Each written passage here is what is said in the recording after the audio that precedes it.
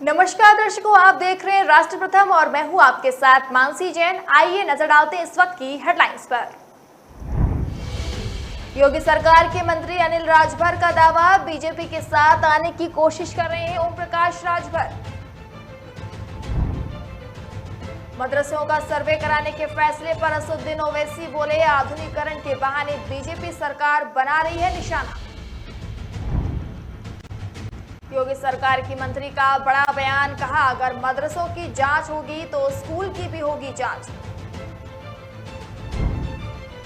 जनता के टैक्स के एक एक पैसे का देना होगा हिसाब, मुरादाबाद में सीएम योगी ने अधिकारियों को दी हिदायत। मुख्यमंत्री योगी आज रामपुर में 72 करोड़ की परियोजनाओं की देंगे सौगात। योगी सरकार के कैबिनेट मंत्री अनिल राजभर ने सुबह सपा के राष्ट्रीय अध्यक्ष ओम प्रकाश राजभर को नसीहत दी है। मंत्री अनिल राजभर ने नसीहत वाला बयान वाराणसी में दिया। उन्होंने कहा कि बीजेपी में ओम प्रकाश राजभर के लिए कोई वैकेंसी नहीं है, उनके लिए हमारे यहाँ कोई जगह नहीं है। मंत्री अनिल राजभर ने कहा कि बीजेपी सरकार में मंत्री रहने के बावजूद भी लगातार बीजेपी पर हमलावर तेवर अपनाए रहने वाले ओम प्रकाश राजभर फिलहाल इस समय सरकार के साथ नहीं है, लेकिन ओपी राजभर की तरफ से लगातार बीजेपी के साथ जुड़ने के प्रयास किए जा रहे हैं। योगी सरकार के मंत्री अनिल राजभर और ओम प्रकाश राजभर के बीच आपसी तल्खी जग जाहिर है। कभी ओम प्रकाश राजभर द्वारा अनिल राजभर को राजनीति का बच्चा बताया गया, लेकिन उसी बच्चे ने 2022 के यूपी विधानसभा चुनाव में ओम प्रकाश राजभर के बेटे को धूल चटाकर फिर से वाराणसी के शिवपुरी विधानसभा सीट पर अपना कब्जा जमा लिया।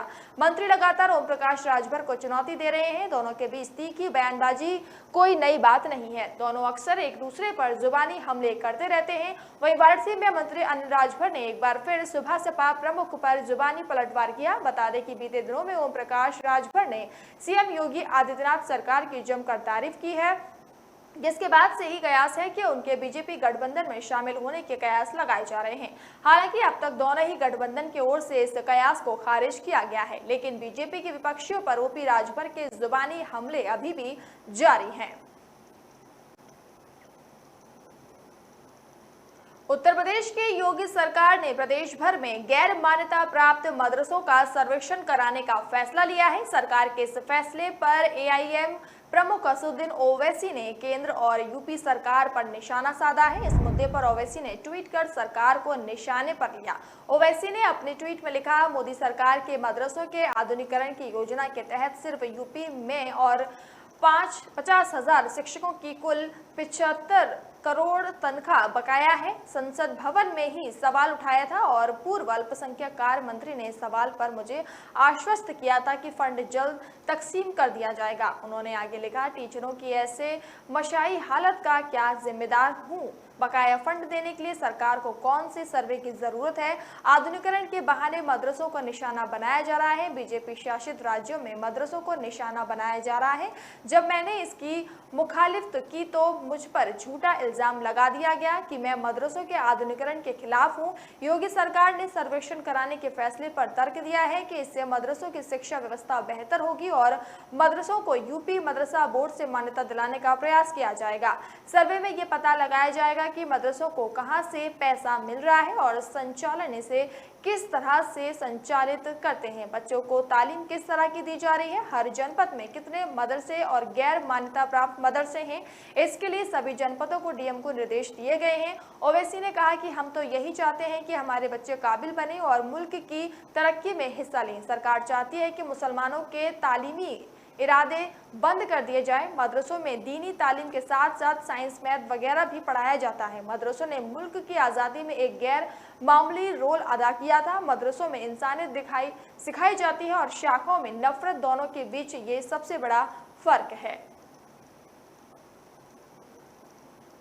उत्तर प्रदेश में योगी सरकार के गैर मान्यता प्राप्त मदरसों का सर्वे कराने के फैसले पर राजनीति का माहौल गर्म हो गया है।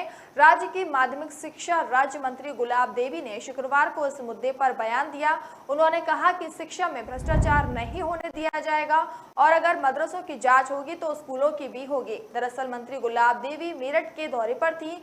वह यहां विभागीय कार्यों की समीक्षा बैठक करने आई थी। इस दौरान उन्होंने मीडिया के सवालों का जवाब दिया और बातचीत के दौरान उन्होंने कहा कि शिक्षा में भ्रष्टाचार नहीं होने दिया जाएगा। स्कूल हो या मदरसा दोनों बराबर रहें। अगर मदरसों की जांच होगी तो स्कूल की भी होगी। देवी ने आगे कहा कि सरकारी अनुदान लेने के मकसद से चलाए जा रहे मदरसों और विद्यालयों के खिलाफ सरकार कड़ी कार्रवाई करेगी। एक सवाल के जवाब में मंत्री गुलाब देवी ने कहा कि जिस भी मदरसे ने फर्जी तरीके से सरकारी अनुदान लिया है उसकी जांच हो रही है। मंत्री ने कहा कि सरकार माध्यमिक विद्यालयों के कायाकल्प के प्रति गंभीर है। विद्यालयों में सीबीएसई माध्यमिक शिक्षा बोर्ड की तर्ज पर अंग्रेजी माध्यम में भी पठन पाठ्य की तैयारी की जा रही है। इसके साथ खेल कूद और अन्य रचनात्मक गतिविधियों को भी बढ़ावा दिया जाएगा। स्कूलों में किताबों की कमी को लेकर पूछे गए सवालों के जवाब में उन्होंने कहा कि इस मामले में जांच कराई जाएगी और सभी स्कूलों में किताब भिजवाई जाएंगी। उन्होंने सरकारी स्कूलों में शिक्षा के विकास के लिए कार्य किए जाएंगे। निजी स्कूल की तरह सरकारी स्कूलों में भी पूरी सुविधाएं दी जाएंगी। बता दें कि योगी सरकार ने सर्वेक्षण कराने के फैसले पर तर्क दिया है कि इससे मदरसों की शिक्षा व्यवस्था बेहतर होगी और मदरसों को यूपी मदरसा बोर्ड से मान्यता दिलाने का प्रयास किया जाएगा।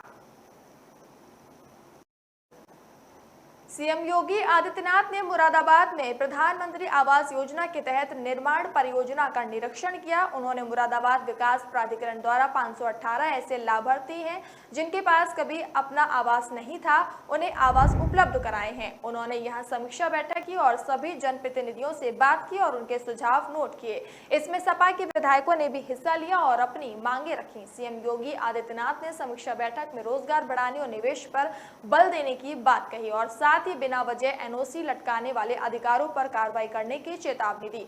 सीएम योगी ने गांव के लोगों की आमदनी बढ़ाने और कृषि निवेश लाने के लिए अधिकारियों को निर्देश दिए। उन्होंने जिले के जीडीपी मापने और उसे बढ़ाने के निर्देश दिए। इसके साथ ही गरीबों को सस्ते आवास उपलब्ध कराने पर जोर दिया। जनता के टैक्स के एक एक पैसे को सही उपयोग और उसका हिसाब देने के निर्देश दिए। सीएम योगी ने इस दौरान पुलिस को गरीबों और पीड़ितों की हमदर्द बनने की भी नसीहत दी और कहा कि गरीबों पर जुल्म बर्दाश्त नहीं किया जाएगा। बीजेपी एमएलसी हरि सिंह ढिल्लों ने आबकारी और प्रदूषण विभाग की एनओसी लटकाने की शिकायत की, जिस पर सीएम योगी ने लापरवाह अधिकारियों पर कार्रवाई के निर्देश दिए। इस दौरान उन्होंने सपा विधायकों की मांगों और प्रस्तावों पर काम करने का आश्वासन दिया। सीएम योगी ने जनप्रतिनिधियों से गांव, ब्लॉक, विधानसभा और संसदीय सीट स्तर पर खेल प्रतियोगिता आयोजित करने के निर्देश भी दिए हैं। मुख्यमंत्री योगी आदित्यनाथ आज रामपुर में हैं। वे यहां पर लगभग 3 घंटे तक रुकेंगे। इस दौरान वे फिजिकल कॉलेज के मैदान पर एक जनसभा को संबोधित कर रहे हैं। जनसभा के दौरान लगभग 72 करोड़ की परियोजनाओं का वे शिलान्यास और लोकार्पण कर रहे हैं। मुख्यमंत्री के रामपुर आगमन की तैयारियां पिछले कई दिनों से चल रही हैं। जून माह में संपन्न लोकसभा के उपचुनाव के बाद सीएम योगी आदित्यनाथ पहली बार रामपुर आ रहे हैं। जारी कार्यक्रम के अनुसार आज 11:30 बजे मुख्यमंत्री का हेलीकॉप्टर पुलिस लाइन स्थित हेलीपैड पर उतर गया था। सबसे पहले वे पुलिस लाइन में निर्माणाधीन आवासीय भवनों का निरीक्षण करने पहुंचे। पुलिस लाइन में ही जनप्रतिनिधियों और पार्टी पदाधिकारियों के साथ उन्होंने बैठक की। दोपहर लगभग 12:30 बजे वे राजकीय शिशु सदन का निरीक्षण भी उन्होंने किया और लाभार्थियों से वार्ता की। इसके बाद दोपहर 1 बजे वे फिजिकल कॉलेज के मैदान में जनसभा को उन्होंने संबोधित भी किया।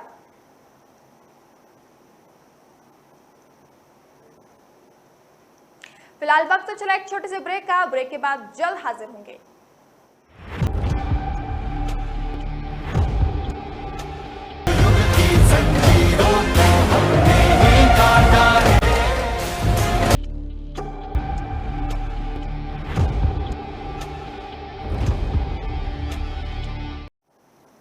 ब्रेक के बाद एक बार फिर से आप सभी का स्वागत है। सीएम योगी आदित्यनाथ ने परिवहन निगम के आरएम मोहम्मद परवेज खान से पूछा कि मुरादाबाद में और कितनी ई बसें पहुंचनी हैं, एक ई बस को चार्ज करने में कितना समय लगता है और चार्ज होने के बाद कितने किलोमीटर चलती है। आरएम ने सीएम को बताया कि तय प्रक्रिया के तहत 10 और ई बसें मुरादाबाद को दी जानी चाहिए। उन्होंने बताया कि एक बस को एक चार्जर से चार्ज करने में 70 मिनट और डुअल चार्जर से 45 मिनट लगते हैं। सीएम ने आश्वासन दिया कि जल्द ही 10 ई बसें मुरादाबाद पहुंचाई जाएंगी। सीएम लाकड़ी फाजुलपुर स्थित ई बसों के चार्जिंग स्टेशन पहुंचे। वहां फीता काटकर ई बसों के चार्जिंग स्टेशन का लोकार्पण भी किया। साथ ही ई बस को हरी झंडी दिखाकर उन्हें रवाना भी किया। सीएम ने चार्जिंग स्टेशन परिसर का निरीक्षण किया। कंट्रोल रूम में जाकर देखा कि किस तरह से सभी बसों की मॉनिटरिंग की जा रही है। इसके बाद करीब 4:15 बजे वे अपने वाहन में बैठकर सर्किट हाउस के लिए रवाना हो गए। सीएम के कार्यक्रम से पहले आसपास के लोगों को गलियों से भी बाहर नहीं निकलने दिया गया। पुलिस मुस्तैद रही। मुख्यमंत्री का काफिला ई बसों के चार्जिंग स्टेशन पहुंचने से 2 मिनट पहले वहां से गुजरने वाली एम्बुलेंस को रोक दिया गया। एम्बुलेंस मरीज को लेकर जिला अस्पताल जा रही थी। गनीमत रही कि मरीज की हालत ज्यादा गंभीर नहीं थी। मुख्यमंत्री और अधिकारियों के वाहन वापस निकलने के बाद एम्बुलेंस को वहां से निकलने दिया गया। लगभग 15 मिनट तक एम्बुलेंस रास्ते में खड़ी रही। सीएम की गाड़ी चार्जिंग स्टेशन से सर्किट हाउस के लिए निकली तो आला अधिकारियों के बाद स्कॉट के लिए सीओ के ड्राइवर ने भी फौरन गाड़ी निकाली। इस पर सुरक्षा कर्मियों ने ड्राइवर को जमकर फटकार लगाई और गाड़ी पीछे हटाने के लिए कहा।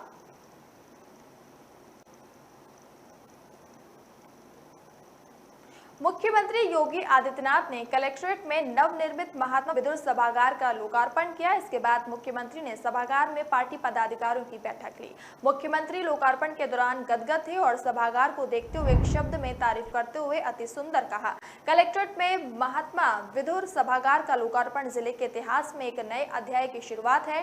भारतीय संस्कृति की झलक दर्शाता ये सभागार आधुनिक तकनीकी सुविधाओं से सुसज्जित है।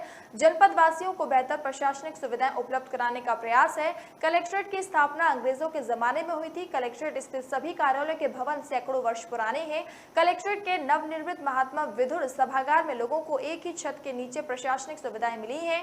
डीएम एडीएम के कार्यालय तथा न्यायिक कोर्ट एक ही जगह है। फरियादियों को अपनी समस्या को लेकर इधर उधर भटकने से निजात मिलेगी।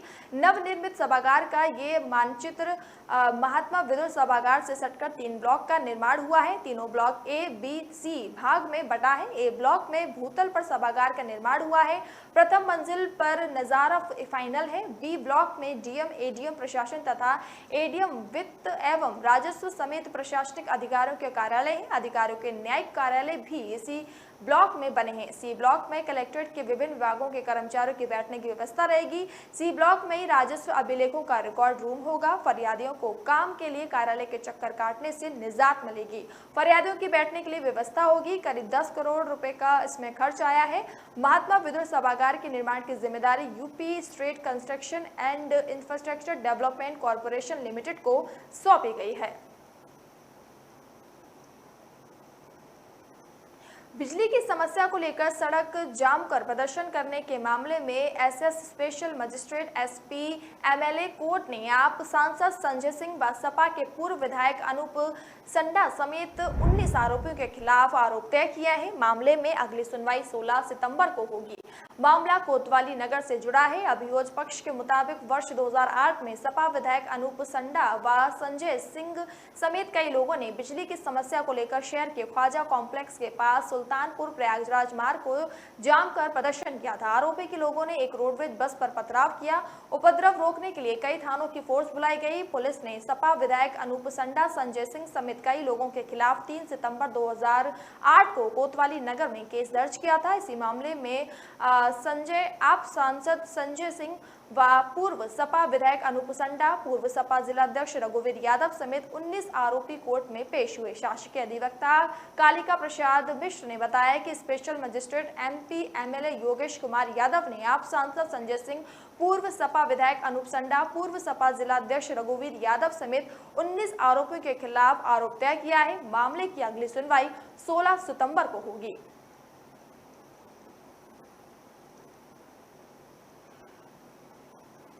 उत्तर प्रदेश के राज्य राजधानी क्षेत्र लखनऊ सहित 7 जिलों के 28,016 वर्ग किलोमीटर क्षेत्र में फैला होगा। सरकार का दावा है कि एससीआर संतुलित और समावेशी विकास का मॉडल बनेगा। इसके लिए 1 सप्ताह में कार्य योजना तैयार की गई है।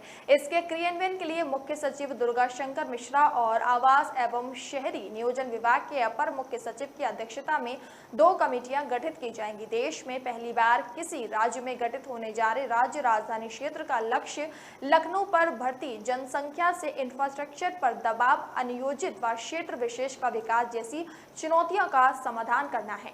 सरकार का दावा है कि एससीआर स्थिरता, स्वास्थ्य देखभाल, संस्कृति, पर्यावरण, शिक्षा और बुनियादी ढांचे के वैश्विक मानकों के अनुरूप जीवंत सूचांक में अपनी खास जगह बनाने का होगा।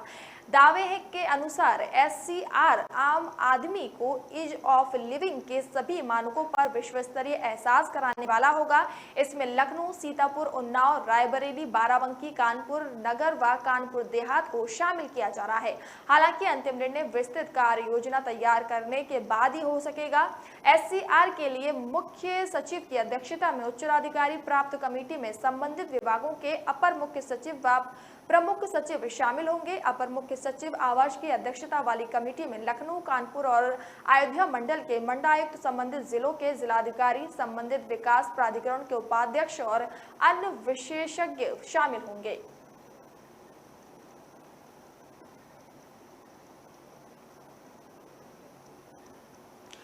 कौशाम्बी में गैंगरेप के आरोपी नितिन को इलाहाबाद हाईकोर्ट ने जमानत दे दी है। नितिन और उसके साथी अर्जुन पर उनके गांव के ही एक लड़की ने रेप का आरोप लगाया था। ये सितंबर 2019 की घटना है। पुलिस ने 28 सितंबर को नितिन को अरेस्ट किया था। नितिन ने सेशन कोर्ट में जमानत याचिका दायर की थी, लेकिन उसकी याचिका खारिज कर दी गई थी। इसके बाद उसने हाईकोर्ट का सहारा लिया। ये कौशाम्बी के कड़ाधाम थाने का मामला है। आरोपी और उसके साथी अर्जुन के खिलाफ गाँव के ही एक लड़की ने आईपीसी की धारा 354 और 506 के तहत केस दर्ज कराया था।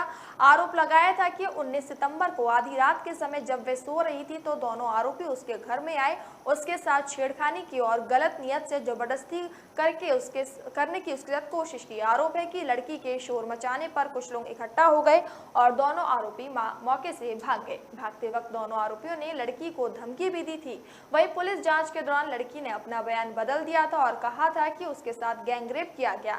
उसने खुद को घटना के वक्त नाबालिग बताया। इसके बाद पुलिस ने दोनों आरोपियों के खिलाफ आईपीसी की धारा 376 डी और 506 के साथ ही पॉक्सो एक्ट में चार्जशीट दाखिल की थी। नितिन ने हाईकोर्ट में याचिका दाखिल की थी। इस पर जस्टिस सुभाष चंद्र शर्मा की सिंगल बेंच ने सुनवाई के बाद आरोपी नितिन को जमानत पर रिहाई किए जाने का आदेश दिया। हाईकोर्ट ने शर्तों के साथ आरोपी की जमानत अर्जी मंजूर की। अदालत ने अपने फैसले में पाया कि मेडिकल जांच में रेप की पुष्टि नहीं हुई। आरोपी की कोई क्रिमिनल हिस्ट्री न होने की वजह से उसे राहत दी गई। आरोपी की ओर से उनकी वकील सहर नकवी ने कहा कि नितिन को इस मामले में झूठा फंसाया गया था। फिलहाल वक्त तो चला एक छोटे से ब्रेक का। ब्रेक के बाद जल्द हाजिर होंगे।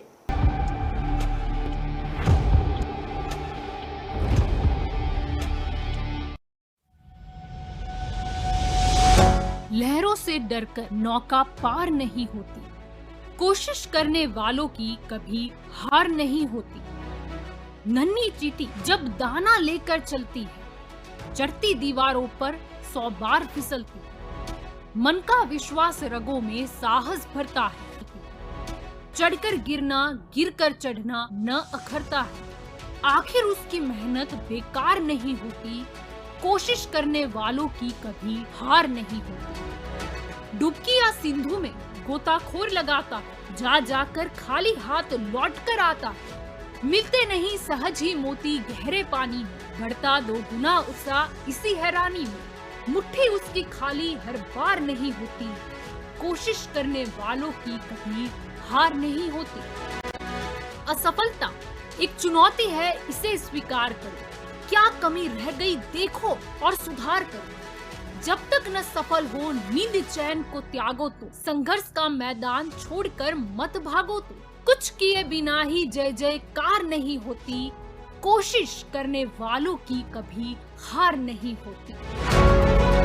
कुछ नया करो।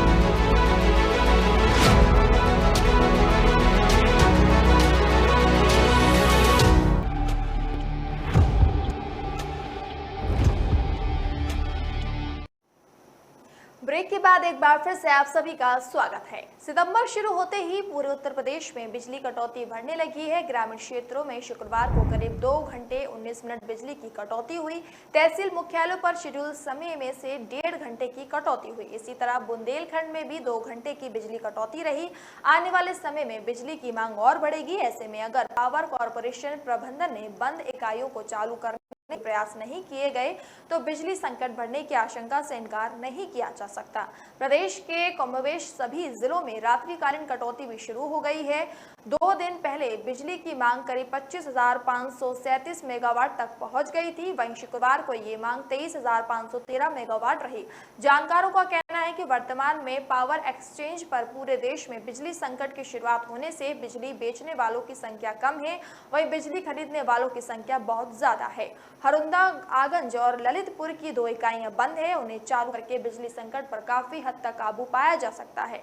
इन इकाइयों की क्षमता ज्यादा है। सितंबर में जब मांग बढ़ेगी तो सभी राज्य पावर एक्सचेंज के सहारे हो जाएंगे। इसका परिणाम ये होगा कि जो राज्य बिजली खरीदना भी चाहेंगे और उनके पास पैसा भी होगा तो वे बिजली नहीं खरीद पाएंगे। हालांकि उत्तर प्रदेश में शनिवार को मेगा की 660 मेगावाट की एक इकाई चालू हो गई, जो अभी तक बंद चल रही थी। वहीं टांडा की भी 110 मेगावाट की एक इकाई चालू हो गई। इससे बिजली की उपलब्धता में 770 मेगावाट वृद्धि होने से ग्रामीण व तहसील स्तर पर बिजली कटौती में कमी आएगी। उत्तर प्रदेश राज्य विद्युत उपभोक्ता परिषद के अध्यक्ष व राज्य सलाहकार समिति के सदस्य अधवेश कुमार वर्मा ने कहा कि वर्तमान में पावर एक्सचेंज के भरोसे रहना उचित नहीं है। उन्होंने बंद पड़ी अनपरा डी उन्नाव टर्मिनेशन की 765 केवी लाइन को अविलंब चालू कराने की मांग की है। दहोरा नदी पर पुल न होने से आवागमन की दिक्कतों से नाराज राजकीय इंटर कॉलेज दोहरा के छात्र छात्राएं सड़कों पर उतर आए। उन्होंने पलिया दोहरा हाईवे पर बाईपास चौराहे के पास जाम लगा दिया। करीब 4 घंटे तक रोड जाम रही। प्रशासनिक अधिकारियों के समझाने और समस्या के समाधान का आश्वासन मिलने पर छात्र छात्राओं ने जाम को खोला। इस बीच सड़क के दोनों ओर वाहनों की लंबी लंबी कतारें लग गई। करीब 30 साल पहले आई भीषण बाढ़ के दौरान दोहरा नदी पर बना पुल ढह गया था, तब से ये पुल नहीं बन पाया। 8 ग्राम पंचायतों की करीब 50,000 की आबादी का तहसील मुख्यालय से संपर्क टूटा हुआ है। बरसात के मौसम में छात्र छात्राओं को स्कूल जाने में भारी दिक्कतें उठानी पड़ रही हैं। छात्र छात्राओं के सब्र का बांध टूट गया और उन्होंने पलिया दोहरा हाईवे बाईपास चौराहे पर एकत्रित होकर रास्ता जाम कर दिया। विद्यार्थियों का कहना था कि मानसून में घाघरा नदी का पानी और बरसात का पानी आने से रास्ता बंद हो जाता है। सबसे ज्यादा परेशानी दोहरा आने वाले छात्राओं को होती है। मौजूदा समय में भी सड़क पर पानी चल रहा है। उधर जाम की सूचना पर पहुंचे एसडीएम धीरेन्द्र सिंह, तहसीलदार अवधेश कुमार व पुलिस बल ने मौके पर जाकर छात्रों को मनाने का काफी प्रयास किया, लेकिन छात्र अपनी जिद पर अड़े रहे। छात्र प्रदेश सरकार के मंत्री और डीएम को मौके पर बुलाने की मांग कर रहे थे।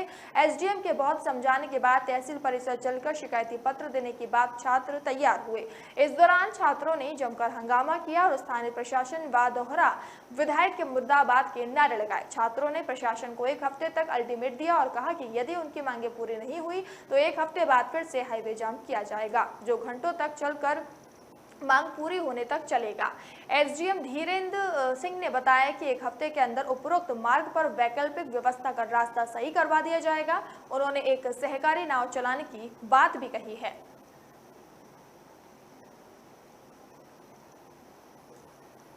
वेहरगांव थाना क्षेत्र के 170 ग्रामीणों को शांति भंग नोटिस जारी होने के विरोध में डीएम से मिलने कलेक्ट्रेट पहुंचे। डीएम के ऑफिस में न होने पर कलेक्टर परिसर में ही सैकड़ों ग्रामीण के साथ ये कहते हुए वो बैठ गए कि डीएम से बिना मिले नहीं जाएंगे। नोटिस एसडीएम सदर ने जारी किया था। अफसरों की कार्यशैली से नाराज कारागार राज्य मंत्री सुरेश राही डीएम ऑफिस के बाहर ही बैठ गए।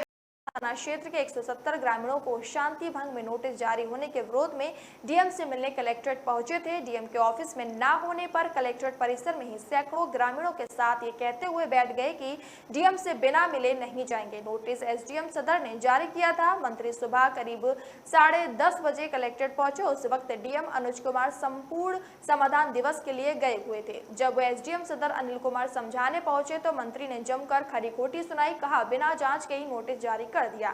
मंत्री के कलेक्ट्रेट में बैठने की सूचना मिलने पर डीएम करीब 11 बजे दफ्तर लौट आए और पूरे मामले की जांच एडीएम से कराने की बात कहकर मंत्री का गुस्सा शांत कराया। डीएम ने कहा कि जांच के बाद सभी गलत को हटा दिया जाएगा। मंत्री ने डीएम से वार्ता के बाद कहा कि वह जनता की समस्या लेकर आए थे, डीएम के इंतजार में बाहर बैठ गए थे। राज्य मंत्री राही के अनुसार एसडीएम पिपरारी, घुली, बक्सुरिया, रिक्सीपुरा आदि गांव में जिन 170 लोगों को शांति भंग में नोट भेजा है उससे कई यहां रहते ही नहीं। कई महिलाओं के भी नाम इसमें डाले गए हैं। बिना जांच मनमाने तरीके से नोटिस जारी कर दिया गया है। दरअसल पिपरा घूरी की गौशाला में गौवंश संरक्षण को लेकर पिछले दिनों हुए विवाद में हरगांव पुलिस ने प्रधान के विपक्षी खेमे के कुछ लोगों को जेल भेज दिया था। इसके बाद कुछ अराजक तत्वों ने बाबा साहेब भीमराव अंबेडकर की प्रतिमा क्षतिग्रस्त कर दी थी। इसी बीच प्रशासन ने सरकारी जमीन से अवैध कब्जा हटाने की कार्रवाई की तो कई गांव में तनाव फैल गया। तब प्रशासन ने 170 ग्रामीणों के खिलाफ शांति भंग का नोटिस जारी कर दिया। इससे लोगों में गुस्सा था।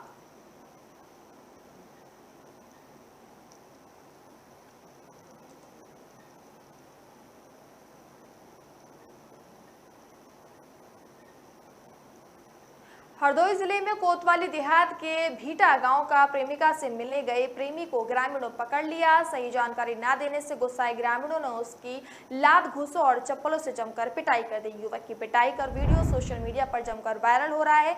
पुलिस कई लोगों को हिरासत में लेकर पूछताछ कर रही है। देहात कोतवाली क्षेत्र के भीटा गाँव की घटना बताई जा रही है। पड़ोस के गाँव बेलहा निवासी एक युवक का किसी लड़की के साथ प्रेम प्रसंग चल रहा था। ग्रामीणों के मुताबिक युवक कई महीने से प्रेमिका से मिलने गाँव आता था। ग्रामीणों को लगातार इसकी हरकत को नजरअंदाज कर रहे थे, लेकिन ग्रामीणों ने फिर उसे गांव में देखा तो ग्रामीणों ने उसे पकड़ लिया। पूछताछ करने पर वह इधर उधर की बातें में उलझाने लगा। कड़ाई से पूछने पर उसने ग्रामीणों को सच्चाई बता दी। गुस्साए ग्रामीणों ने लात घूसों और चप्पलों से उसकी जमकर पिटाई कर दी। इस दौरान किसी ने पिटाई का वीडियो बनाकर सोशल मीडिया पर वायरल कर दिया। एएसपी पूर्वी दुर्गेश सिंह ने बताया कि वायरल वीडियो आया है और पूरे मामले की जांच है और उसे हिरासत में लेकर लोगों से भी पूछताछ की जा रही है कि उन्होंने बिना पुलिस की कार्रवाई के उस पर हाथ पैर क्यों उठाए।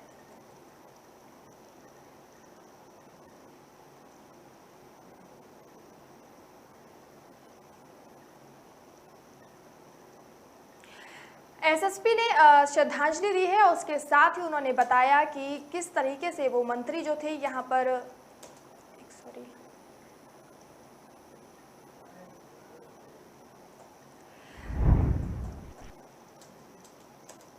आपको बता दें कि